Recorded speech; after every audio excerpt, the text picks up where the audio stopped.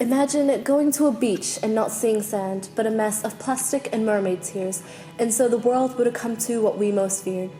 Imagine going to a park and seeing no trees. Well, who needs oxygen when we have paper money to pay those fees? Imagine a world where the sky has escalated from the fresh blue we're so used to a dull shade of grey. Imagine not being able to play in the rain from the fear of being burnt by the amount of acid it contains. Imagine walking through a rainforest in silence without the birds and the bees to keep you company. Imagine living a life behind a mask because breathing would have become such a task.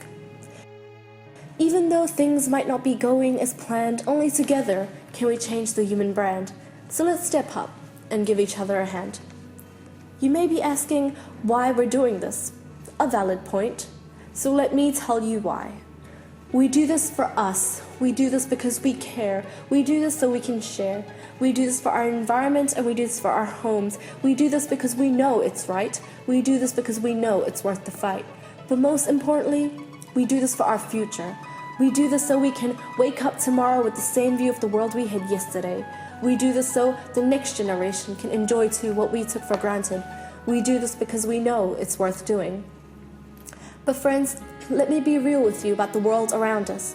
For all you and I know, it's changing. For the good or the bad, the better or the worst, who knows? And honestly, that blows. With the ice caps melting and the polar bears dying and the 36 countries which faced drought last year, what has the world come to? But of course, in the age of Facebook and Twitter, who cares?